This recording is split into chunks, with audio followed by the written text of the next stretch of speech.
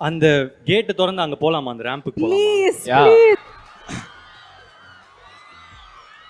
அதான்.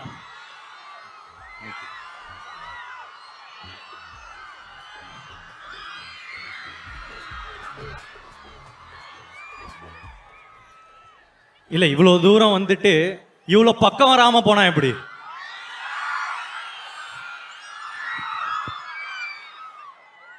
ரொம்ப தூரமா இருந்துச்சு. முதல்ல உங்கள ஒருத்தனை இங்க நிக்க வச்ச உங்களுக்கு நன்றி. டைரக்டா மேட்டருக்கு வரேன். சோ எதுக்கு லைக்? என்னம்மா? எனக்கு ஏதோ கேட்கல.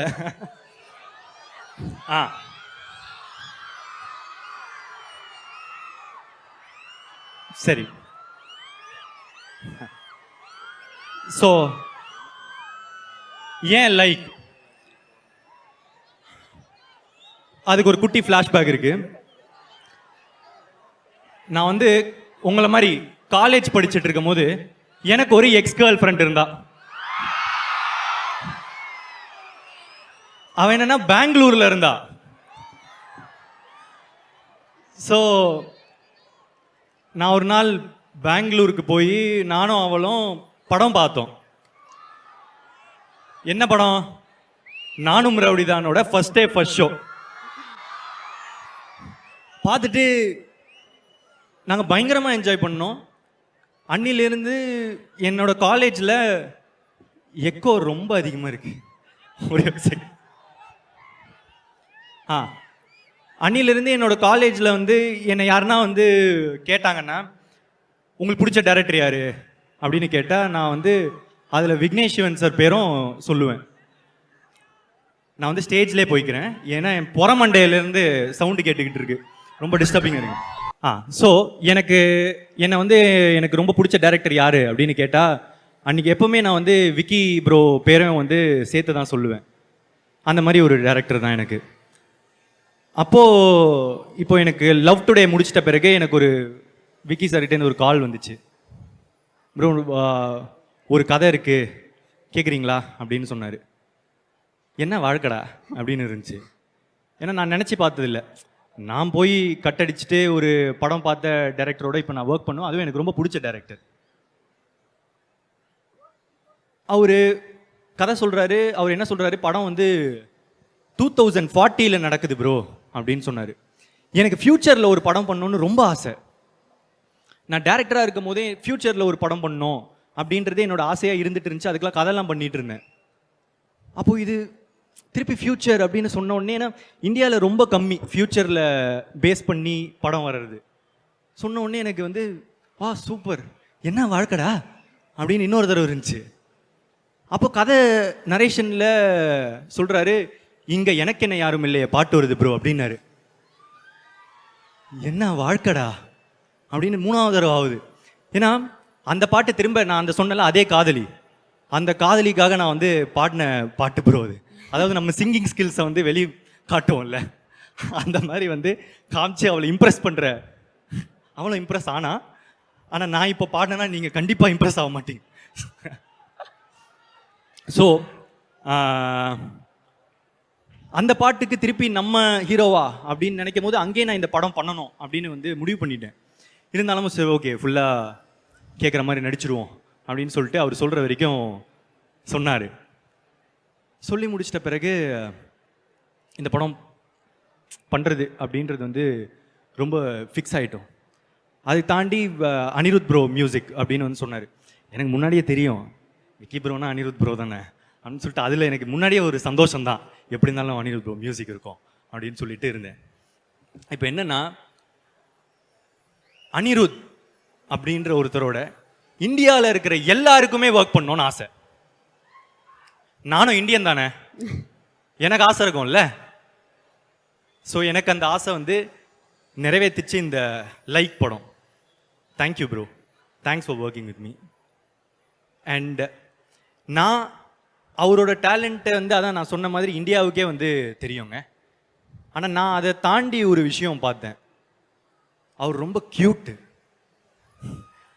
ஆக்சுவலாக க்யூட்டாக இருக்கிறவங்கெல்லாம் நல்லவங்களா தெரிவாங்க அப்படின்றது இப்போது ட்ரெண்டாக இருக்கலாம்.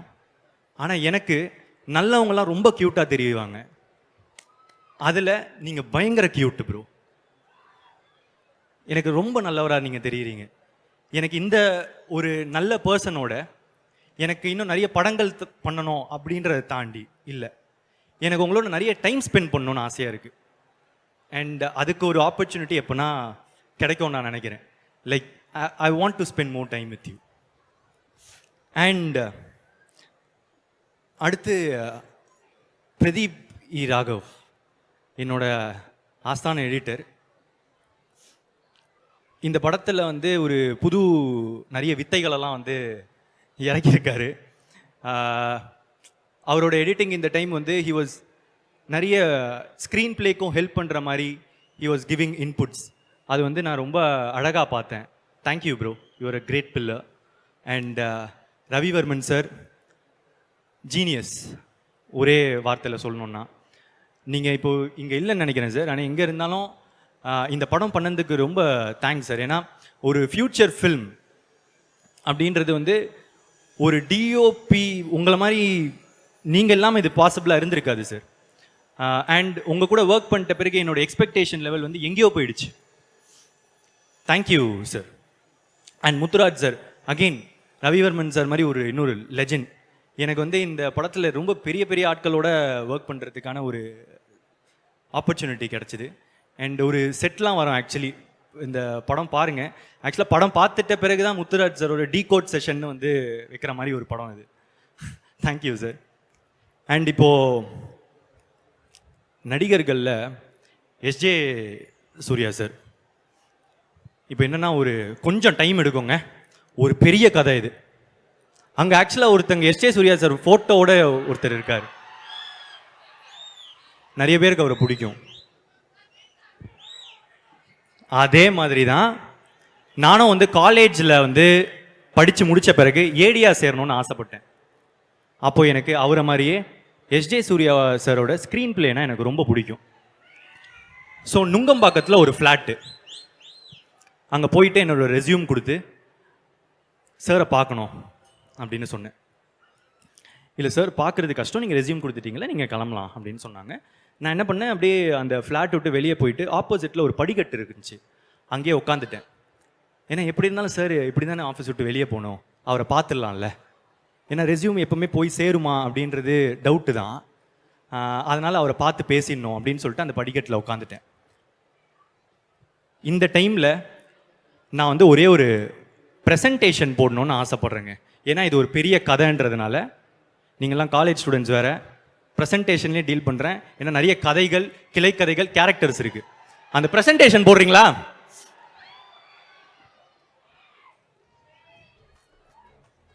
இப்போ அடுத்த ஸ்லைடுக்கு போங்க. இவரை உங்களுக்கு இப்போ இருக்கிற காலேஜ் பசங்களுக்கு தெரியுது கொஞ்சம் கஷ்டம், ஆனால் நான் ஸ்கூல் படிக்கும் போது இவர் ரொம்ப ஃபேமஸ். ஜோ அப்படின்ற ஒரு கேரக்டர் கனா காணும் காலங்கள் சீரியலில் பண்ணியிருந்தாங்க. எனக்கு இவர் ரொம்ப பிடிக்கும், யூத்தன் பாலாஜி. இவர் வந்து அந்த ஆஃபீஸ்க்கு போகிறாரு. இவர் போன உடனே எச் ஏ சூர்யா சாரும் போய் டைனிங் டேபிளில் உட்காடுறாங்க. அவங்க 2 பேரும் சாப்பிட்றாங்க.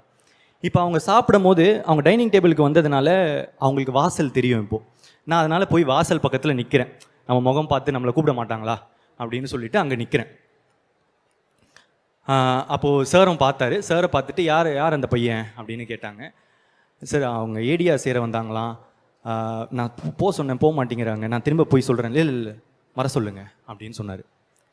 நான் உள்ளே போனேன். உள்ளே போயிட்டு என்னப்பா அப்படின்னு கேட்டேன். இல்லை சார், உங்ககிட்ட ஏடியா சேரணும் சார் அப்படின்னு. அதான் ரெஸ்யூம் கொடுத்துட்டிங்களே, கிளம்பலாம் அப்படின்னு சொன்ன உடனே எனக்கு அப்போ ஆக்சுவலாக கார்த்திக் சுப்ராஜ் சார் ஓட ஒரு படம் பண்ணுறாரு, இறைவி அப்படின்னு ஒரு படம் பண்ணிகிட்ருக்காரு. அதில் அவர் இன்டர்வியூஸ்லாம் வந்து கார்த்திக் சுப்ராஜ் சார் பற்றி ரொம்ப நல்லா அபிப்பிராயம் வச்சு பேசுகிறாருன்னு தெரிஞ்சுது. அதே டைமில் தான் கார்த்திக் சுப்ராஜ் சார் என்ன பண்ணுறாரு, அவியல் அப்படின்னு எல்லா ஷார்ட் ஃபிலிம்ஸையும் சேர்த்து ஒரு ஃபீச்சர் ஃபில்மாக வந்து வெளியே விடுறாரு. அதில் one of the short films தான் என்னோட ஃபர்ஸ்ட் ஷார்ட் ஃபிலிம் வந்து செலக்ட் ஆகிட்டு இருந்துச்சு. என்னப்பா என்னப்பா, ஐ லவ் யூ. ஸோ அதில் ஒன் ஆஃப் த ஷார்ட் ஃபிலிம்ஸாக எனக்கு செலக்ட் ஆகிடுச்சு. அப்போ நான் என்ன சொல்கிறேன், சார் என்னோட ஷார்ட் ஃபிலிம் வந்து கார்த்திக் சுப்ராஜ் சாரோட அவியலில் வந்து தேட்டருக்கு எடுத்து செலக்ட் பண்ணியிருக்காங்க சார். சொன்னோடனே, டேரக்டரா நீங்கள் வாங்க உட்காருங்க அப்படின்னாரு. ஐயோ, நம்ம ஷார்ட் ஃபிலிம் டேரக்டர் இவர் ஏதாவது தப்பாக புரிஞ்சுக்கிட்டாரா அப்படின்னு நினச்சேன். இப்போல்லாம் பழகிட்ட பிறகு தான் தெரியும், அவருக்கு ஒரு ஷார்ட் ஃபிலிம் டேரக்டர் ரொம்ப மரியாதை தான் கொடுத்து பேசுவாங்க. டேரக்டர்னாலே அவருக்கு ரொம்ப ரெஸ்பெக்ட். ஸோ கூப்பிட்டு உட்கார வச்சார். உட்கார வச்சு எனக்கு கேள்விகள் கேட்க ஆரம்பித்தார். உனக்கு என்னப்பா தெரியும் அப்படின்னு கேட்டார். நம்ம எல்லாம் தெரிஞ்ச மாதிரி நடிப்போமே, இருந்தாலும் அவர் கேட்க ஆரம்பித்தார். தமிழ் டைப்பிங் தெரியுமா அப்படின்னு கேட்டார். இல்லை சார் தெரியாது சார். புக்ஸ் படிப்பீங்களா? இல்லை சார் தெரியாது சார், படித்ததில்லை. ஃபாரின் ஃபிலிம்ஸ் பார்ப்பீங்களா? பார்ப்பேன் சார். எதாவது படம் சொல்லுங்கள். ஓல்ட் பாய், அது எல்லாரும் பார்த்துருப்பாங்க, அது பழைய படம். இப்போ வந்த படம் ஏதாவது சொல்லுங்கள். ஸ்லீப்லெஸ் நைட் சார், அது கமல் சார் இப்போ ரீமேக் பண்ணிட்டு இருக்காரு, அதனால் நீங்கள் பார்த்துருப்பீங்க. வேறு ஏதாவது படம் சொல்லுங்கள். இதுக்கு மேலே இவர்கிட்ட போய் சொல்ல முடியாதுன்னு தெரிஞ்சிருச்சு. உண்மையாக தான் சொல்லி ஆகணும், சரண்டர் ஆகணும். அதனால் இல்லை இல்லை சார், அவ்வளோ பார்க்க மாட்டேன் அப்படின்னு. அப்போது வந்து அவர் சொன்னார், கேமரான்றது எங்கேருந்து வருது? அங்கேருந்து தானே வருது, ஃபாரின்லேருந்து தானே வருது. நீங்கள் என்ன இப்போ போட்டுட்ருக்கீங்க? வேஷ்டியாக கட்டிகிட்டு இருக்கீங்க. விக்கி சார் வேஷ்டி கட்டிகிட்டு இருக்காரு, நான் அன்றைக்கி ஜீன்ஸ் போட்டுட்டு போயிருந்தேன். ஸோ நீங்கள் என்ன போட்டுட்டு இருந்தீங்க? வேஸ்ட் ஆகிட்டு இருக்கீங்க. நீங்கள் வந்து ஜீன்ஸ் தானே போடுறீங்க, அதானே காமனாக இப்போ யூஸ் பண்ண. அது எங்கேருந்து வருது? அங்கேருந்து தானே வருது. அப்போது அங்கேருந்து கற்றுக்கிறதுல என்ன உங்களுக்கு பிரச்சனை? இங்கே பாருங்க அப்படின்னு சொல்லிட்டு, இது அவர் பண்ணியிருக்கவே தேவையில்லை. அவர் ஃபோன் எடுத்து நியூ இங்கிலீஷ் மூவ் அப்படின்னு போடுறதுக்குள்ளே ட்ராப் டவுன் இறங்குது. இங்கே பார்த்தீங்களா, நான் டைப் பண்ணுறதுக்குள்ளே கீழே ட்ராப் டவுன் வருது. அந்த லெவலுக்கு ஈஸியாக போயிடுச்சு உலகம். இந்த டைமில் ஓகே, சிடி கேசட்டு இந்த மாதிரி கஷ்டமாக இருந்துச்சுன்னா நீங்கள் பார்க்காததில் ஒரு நியாயம் இருக்குது. இவ்வளோ ஈஸியாக இருக்கும் போது நீங்கள் அந்த எஃபர்ட் போடலனா தப்பு இல்லையா? சொல்லுங்கள், தப்பு இல்லையா அப்படின்னு கேட்டார். தப்பு தான் சார். உங்களுக்கு என்ன வயசாகுது? 21 வயசு சார். போய் எல்லாத்தையும் கற்றுட்டு வாங்க. சரி, கற்றுக்கிட்டா சேர்த்துப்பீங்களா? கற்றுக்கிட்டு வாங்க அப்படின்னு சொன்னார். அங்கேருந்து கீழே போனேன். கீழே போனால் யுத்தன் பாலாஜி வராரு. வந்துட்டு அன்றைக்கி என்கிட்ட ஒரு 4 வார்த்தை நல்லதாக சொன்னார். என்ன சொன்னாருன்னு எனக்கு அவ்வளோ ஞாபகம் இல்லைங்க, ஆனால் நல்லதாக சொன்னார். நம்ம எப்பவுமே கொஞ்சம் லோவாக இருக்கும் போது அவங்க என்ன சொல்கிறாங்கன்றது முக்கியம் இல்லை, நல்லதாக சொன்னாங்கனால அதுவே போதும். அவங்க கடைசி வரைக்கும் நம்ம வாழ்க்கையில் நல்லவங்களாக நிற்பாங்க. அந்த மாதிரி எனக்கு அவர் நிற்கிறார். இதுலேருந்து நான் வந்து வீட்டுக்கு போகிறேன். வீட்டுக்கு போனதுலேருந்து அவர் சொன்ன லைன் எக்கோவாக கேட்குது. ஃபாரின் ஃபிலிம்ஸ் பார்ப்பீங்களா? ஃபாரின் ஃபிலிம்ஸ் பார்ப்பீங்களா? ஃபாரின் ஃபிலிம்ஸ் பார்ப்பீங்களா? ஃபாரின் ஃபிலிம்ஸ் பார்ப்பீங்களான்னு. ஸோ அப்போதுலேருந்து 1.5 வருஷத்துக்கு நான் வந்து காலையில் ஆஃபீஸ் போவேன், ஈவினிங் வருவேன். ஈவினிங் வந்துட்டு ஒரு ஃபாரின் படம், எல்லா லாங்குவேஜ், ஜெர்மன், ஃப்ரெஞ்சு, ஈரான், இந்த மாதிரி எல்லா இதுவும் பார்க்க ஆரம்பித்தேன். அப்போ தான் எனக்கு தெரிஞ்சது, ஓகே ஈரானியன் ஃபிலிம்ஸ்னால் வந்து ரியலிஸ்டிக்காக இருக்கும் போல், ஃப்ரெஞ்ச் ஃபிலிம்ஸில் எடிட்டிங் சூப்பராக இருக்கும் போலன்னு என்னோடய பர்ஸ்பெக்டிவே வைட் ஆகிடுச்சு. நிறைய கற்றுக்கிட்டேன். அந்த 1.5 வருஷம் கழிச்சுட்டு வேல்ஸ் காலேஜ் யூனிவர்சிட்டியில் போயிட்டு, வேல்ஸ் இன்டர்நேஷ்னல் ஃபில்ம் இன்டர்நேஷ்னலில் போயிட்டு ஒரு படம் சைன் பண்ணுறேன். அது வேறு கதை, இன்னொரு நாள் சொல்கிறேன். ஸோ அவங்க போய் சைன் பண்ண அவங்க சொல்கிறாங்க, நீங்கள் ஒரே ஒரு ஹீரோ மட்டும் நம்ம லாக் பண்ணிட்டா இந்த ப்ராஜெக்ட் டேக் ஆஃப் ஆகிடும். இப்போ நான் போகிறேன், நமக்கு சினிமாவில் யாருமே தெரியாது, ஐடி காலேஜ் ஒரு பேக்ரவுண்ட் இல்லை. ஸோ என்ன பண்ணுறது, ஹீரோ எங்கே நின்னு சொல்லி யோசிச்சுட்டு இருக்கும்போது எனக்கு ஒரே ஒருத்தர் சினிமாவில் தெரியும். அவர் என் காலேஜ் சீனியர், நாளைய இயக்குனர்லாம் வந்து பண்ணியிருக்காரு, அதனால் அவருக்கு கொஞ்சம் கான்டாக்ட்ஸ் இருக்குது அப்படின்னு போனேன். அஸ்வத், அவர்கிட்ட போயிட்டான்னா, எனக்கு வந்து எஸ்ஜே சூர்யா சார்கிட்ட கதை சொல்லணுன்னு ஆசையாக இருக்குது, எதாவது வழி இருக்கா அப்படின்னு கேட்டேன். மச்சான் இருறா, அப்படின்னு சொல்லிட்டு போனார், பக்கத்து ரூமுக்கு போனார். போயிட்டு கால் முடிச்சு, என்ன யாருக்கு கால் பண்ணார் தெரியுமா? ஸ்ரீ கார்த்திக். இவங்க வந்து ஒரு கணம் படத்தோட டைரக்டர். இவர்கிட்ட பேசிட்டு வந்து என்கிட்ட வந்து சொன்னாங்க, மச்சான் நான் ஸ்ரீ கார்த்திக்னு எனக்கு ஒரு ஃப்ரெண்ட் இருக்கான், அவன் வந்து ட்ரீம் வாரியர்ஸில் ஒரு படம் பண்ணுறான். அவன் அதே ட்ரீம் வாரியர்ஸ் வந்து மான்ஸ்டர்னு ஒரு படம் பண்ணுறாங்க. அந்த மான்ஸ்டரில் ஹீரோ வந்து எஸ்.ஜே. சூர்யா சார் தான். ஸ்ரீ கார்த்திக் என்ன சொல்கிறான், அவனால் உன்னை வந்து அந்த செட்டுக்கு கூப்பிட்டு போக முடியுமா, அதுக்கு மேலே உன்னோடது ராண்டா அப்படின்றான். நான் ஓகே நான் போதும்ண்ணா அப்படின்னு. இப்போ இங்கே என்னென்னா,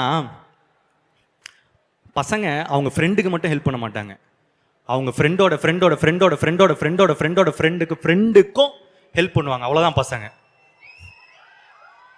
அந்த மாதிரி தான் ஸ்ரீ கார்த்திக்கு, அந்த மாதிரி தான் அஸ்வத், 2 பேரும் எனக்கு ஹெல்ப் பண்ணாங்க. என்னை கூப்பிட்டு போய் அந்த செட்டில் நிற்க வச்சாங்க.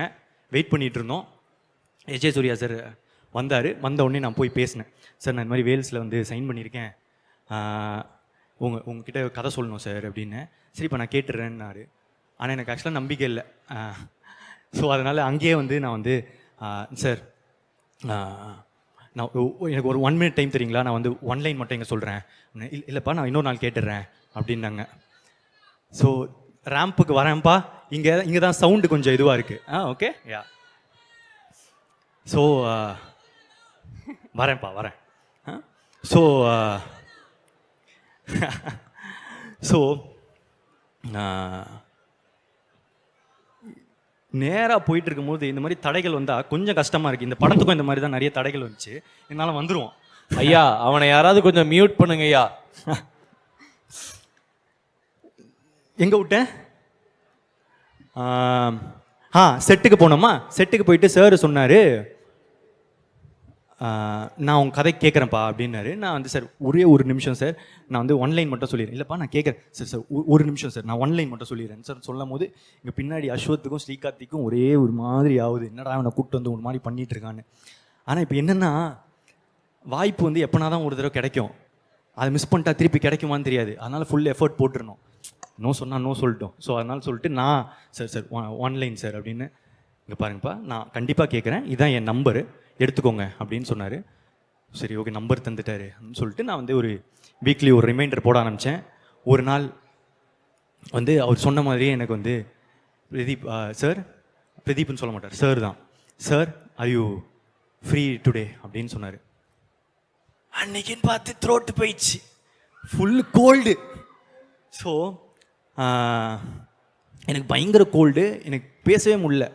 இப்போ நான் இந்த வாய்ஸில் போய் அவருக்கு வந்து நரேஷன் கொடுத்தா கண்டிப்பாக ஓகே ஆகாதுன்னு எனக்கு தெரியும். ஆனால் அதே டைமில் இந்த வாய்ப்பை தட்டி விட்டுட்டா திரும்ப கிடைக்குமானோ எனக்கு தெரியலை. ஸோ என்ன பண்ணுறேன், அவருக்கு கால் பண்ணி, சார் எனக்கு ஆக்சுவலாக வாய்ஸ் கொஞ்சம் இப்படி ஆயிடுச்சு சார், நான் கொஞ்சம் சார் நம்ம இன்னொரு நாள் மீட் பண்ணலாமா சார் அப்படின்னு சொல்லி கேட்குறேன். ஏன்னா அப்படியே லைவ் ப்ரூஃப் தரேன் நான், அப்போ தான் நம்புவார். இல்லைனா பொய் சொல்கிறேன்னு கூட நினச்சிக்கலாம்ல. ஸோ அவரும் வந்து இல்லைப்பா நான் வந்து உனக்கு நான் இன்னொரு நாள் நான் கண்டிப்பாக கேட்குறேன் அப்படின்னு சொன்னார். இன்னொரு நாள் நடக்குது. அவர் சொன்ன மாதிரியே வந்து are you feeling better today அப்படின்னு சொல்லிட்டு 1 week கழித்து, என் கேர்ள் ஃப்ரெண்ட் கூட அப்போ அப்படி கேட்டதில்லை, கேட்டார்.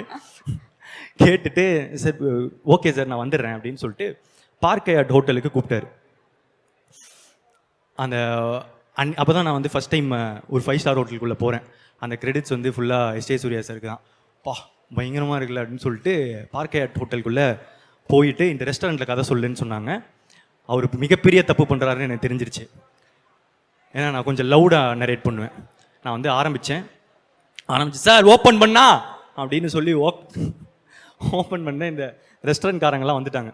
வந்துட்டு சார் கொஞ்சம் கம்மியாக பேசுங்க அப்படின்னா எஸ்.ஜே. சூர்யா சாரே கொஞ்சம் கூச்சப்பட வச்சுட்டேன். சார் கொஞ்சம் சார் ப்ளீஸ் சார். என்ன சார் ஓகே சார் கம்மியாக பேசுகிறேன் சார்.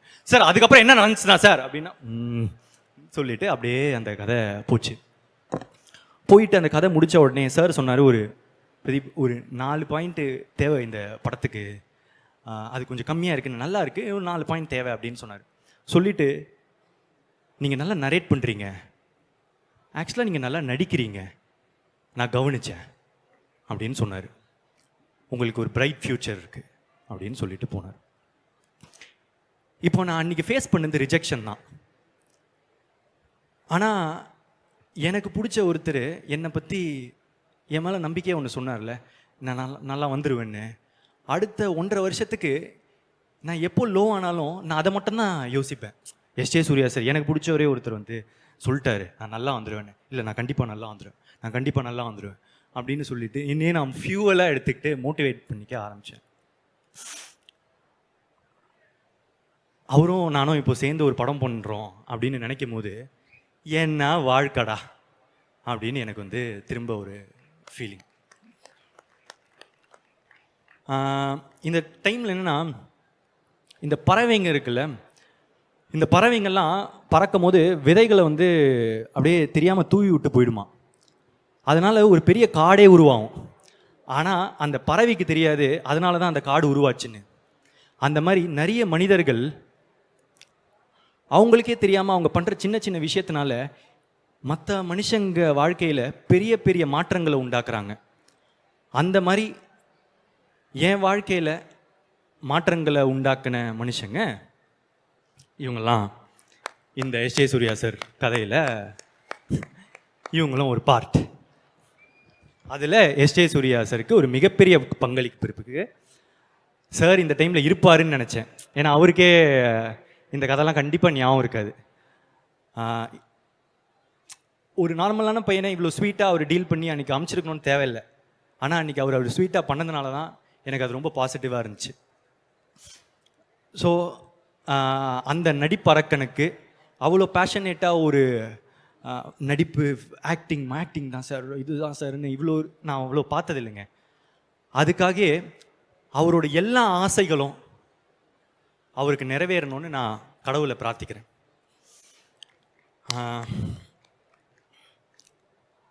அதை தாண்டி இந்த ப்ரெசன்டேஷன் ஐடியா எங்கேருந்து வந்துச்சுன்னா நம்ம சீமான் அண்ணன்கிட்டேருந்து தான் வந்துச்சு. அவர் பிரச்சாரம் போகும்போதெல்லாம் வந்து இப்போது இந்த மாதிரி ப்ரெசன்டேஷன் போட்டு எக்ஸ்பிளைன் பண்ணுறத பார்த்தேன். ஆக்சுவலாக எனக்கு ரொம்ப பிடிச்சிருந்துச்சு, சொல்கிறதெல்லாம் கொஞ்சம் புரியுது. ஸோ இந்த ஐடியா நல்லா இருக்கே அப்படின்னு சொல்லிட்டு அந்த விதையை நான் எடுத்துக்கிட்டேன்.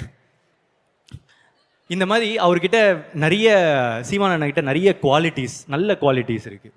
ஃபார் எக்ஸாம்பிள் எல்லாரையும் ரொம்ப நல்லா பார்த்துப்பாரு. வரண்டா இவன் வேற ஒருத்தன் என்னடா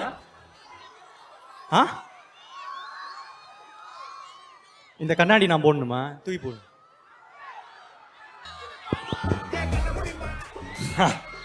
சரி, இப்போ கண்டினியூ பண்ணலாம். இப்போ என்னன்னா, ஸோ சீமான் சார் கிட்ட இந்த மாதிரி நிறைய நல்ல குவாலிட்டிஸ் இருக்கு. நான் போய் சாப்பிட போனேன்னா அவரே சமைச்சு எடுத்துட்டு வருவார். எடுத்துட்டு வந்து தம்பிக்கு இதை வச்சியா, தம்பிக்கு அதை வச்சியா, தம்பி சாப்பிட்டாரா, இதை சாப்பிட்டாரா அப்படின்னு சொல்லிட்டு கேட்பாரு. இவன் வந்து விடமாட்டான் போல இருக்குது. டேய் நான் வரேன்டா, ப்ளீஸ்டா கொஞ்சம் கோஆப்ரேட் பண்ணு.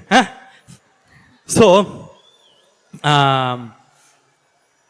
சீமான் சார்கிட்ட இந்த மாதிரி நல்ல குவாலிட்டிஸ் இருக்கு. மற்றவங்களை நல்லா பார்த்துக்கிறது. அதுக்கப்புறம் அவர் அறிவை வந்து ரொம்ப ஷோ ஆஃப் பண்ண மாட்டார். அதாவது அவருக்கு இருக்கிற அறிவு வந்து ரொம்ப அதிகம். ஆனால் எனக்கு வந்து அவருக்கு தெரிஞ்ச அளவுக்கு அவ்வளோ விஷயங்கள் எனக்கு தெரியாது.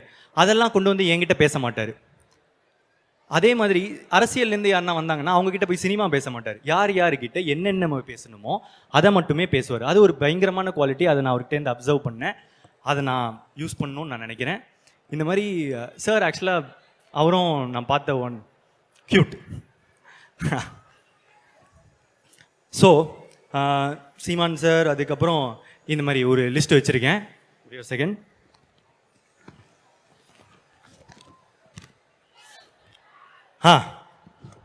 கிருத்தி ஷெட்டி வந்து ஒரு லாங்குவேஜ் பேசுறது ரொம்ப கஷ்டங்க.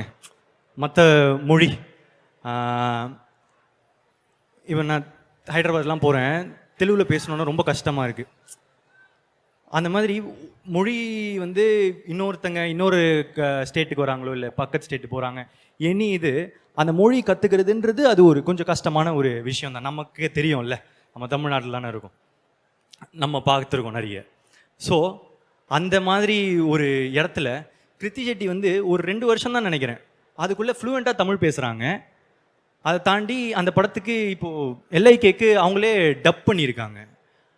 அது பயங்கர இம்ப்ரெசிவ். ரொம்ப ஹார்ட் ஒர்க் பண்ணால் தானே அது பண்ண முடியும். Very very much impressed Krithi Shetty. And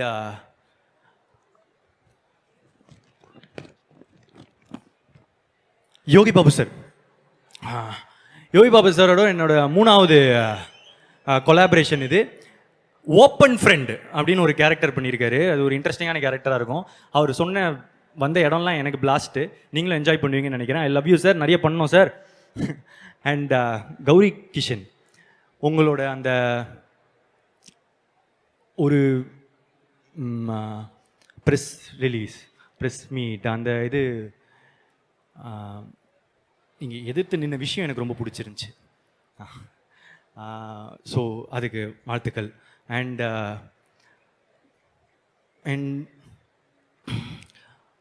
ரொம்ப நல்லா நடிக்கிறீங்க. இதை தாண்டி Malavika ma'am, Anandraj sir, VTV கணேஷர், Sara sir, Sunil Reddy sir, Rangaraj Pandey sir, Prashanth Rangaswamy bro, Abhishek Raja brother, Deepika, Riya Suman, Ezhilarasan, Albert, Kathu Karuppu, அதுக்கப்புறம் நிறைய யூடியூபர்ஸ், நிறைய இன்ஃப்ளூயன்சர்ஸ், கேமியோ பண்ண Mysskin sir, love you sir. அதுக்கப்புறம் நான் ஷார்ட் ஃபிலிம் நடித்த அமிர்தா ஐயர், திரும்ப அவங்களோட நடித்த ரொம்ப சந்தோஷம். என்னோட ஸ்டைலிஸ்ட் பிரவீன் ராஜா, ஜெயக்குமார், ஃபியூச்சர் படத்துக்கு ரொம்ப important. And Peter Hein sir, thanks sir என்னை உரிச்சதுக்கு. விஎஃப்எக்ஸ் மேங்கோ போஸ்ட், நீங்கள் ரொம்ப இம்பார்ட்டன்ட் பில்லருங்க இந்த படத்துக்கு. I think thank you so much. And dance masters, Baba Bhaskar sir, Sandy master, Jani master, Sathish master, Suren master, Anusha master, Sakthivel master, thank you thank you. And என்னோட team Ramesh, Prashanth, Akshi, Pavithra, MS, Sekar, thank you so much. அதுக்கப்புறம் என்னோட producers Lalit sir, Nayanthara ma'am, Vicky bro. இந்த படத்துக்கு ப்ரொடக்ஷன் ஆக்சுவலாக கஷ்டங்க. ஏன்னா ஃப்யூச்சர்ன்றதுனால நிறைய செலவு இருக்கும்.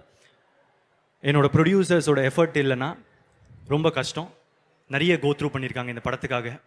ஏன்னா இந்த 3 இயர்ஸாக மார்க்கெட் ஷிஃப்ட்டு, அது இதுன்னு ஒரு whole journey industry has win through. And இது இப்போது வந்திருக்குன்னா கண்டிப்பாக thank you so much to my producers.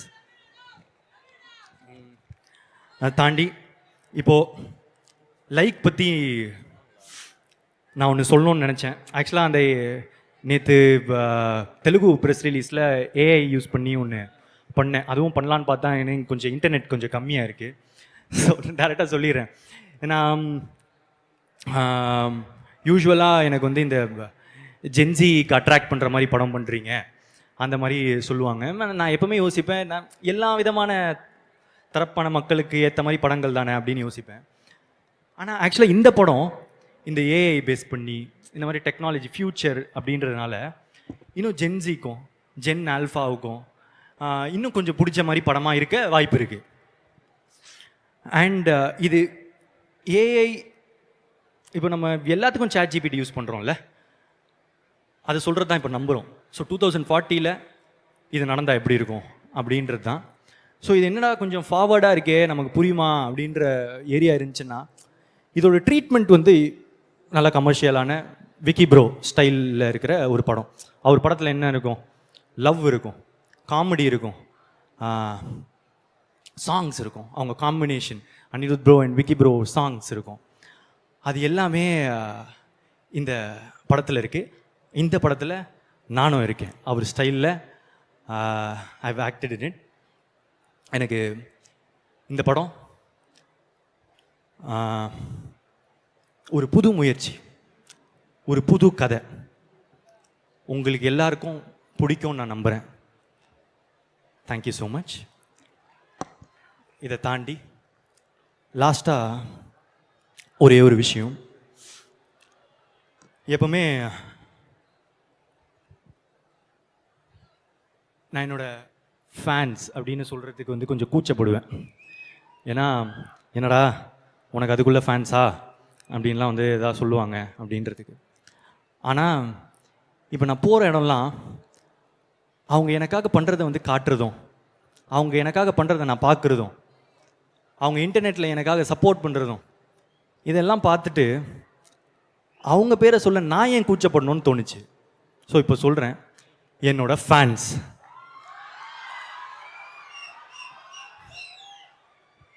உங்கள் எல்லாருக்கும் ரொம்ப நன்றி. நீங்கள் இல்லாமல் நான் இல்லை. I love you so much. டேய் தம்பி, முக்கியமாக உனக்குடா, ஐ லவ் யூடா. Thank you, I love you.